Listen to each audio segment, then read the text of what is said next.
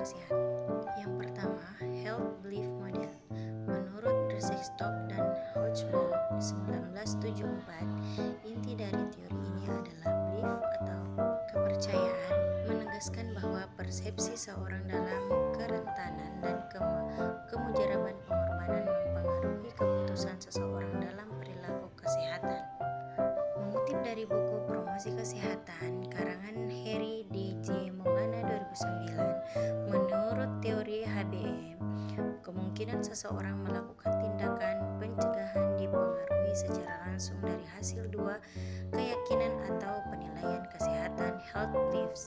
Yang pertama, ancaman yang dirasakan dari sakit atau luka. Hal ini memicu pada sejauh mana seseorang berpikir bahwa penyakit atau kesakitan betul-betul merupakan ancaman bagi dirinya. Yang kedua, keuntungan dan kerugian, pertimbangan antara kedua keuntungan dan kerugian bahaya kecuali memutuskan melakukan tindakan pencegahan atau tidak.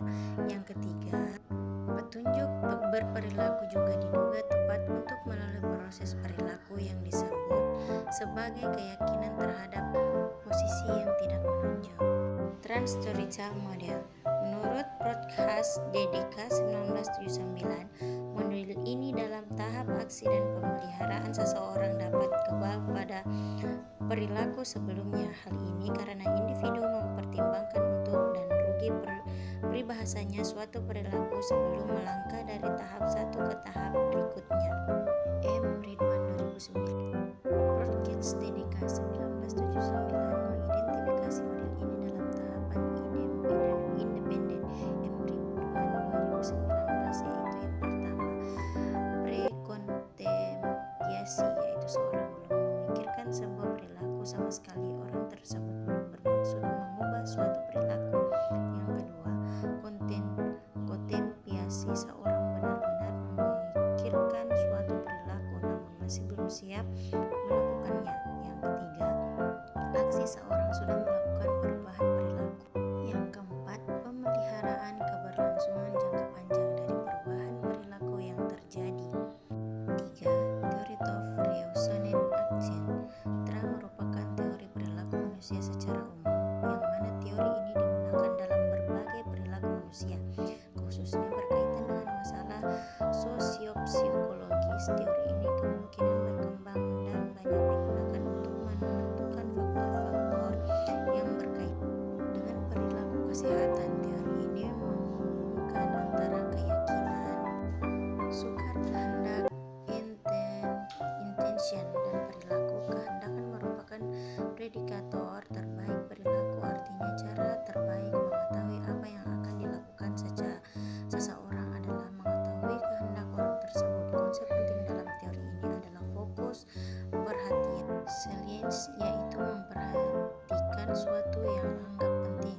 Aplikasi telah merupakan model untuk meramaikan perilaku preventif dan telah digunakan dalam berbagai jenis perilaku kesehatan seperti pengaturan penggunaan substansi tertentu atau merokok, alkohol, dan narkotika.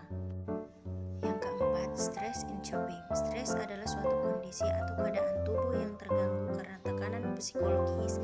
Biasanya stres dikaitkan bukan karena penyakit fisik, tetap lebih mengenai kejiwaan. Banyak hal yang memicu stres seperti rasa khawatir, kesal, keletihan, frekuensi perasaan tertekan, kesedihan, pekerjaan yang berlebihan, sindrom premenstruasi atau PMS, fokus yang berlebihan pada suatu hal, perasaan bingung, berduka cita, dan juga rasa takut.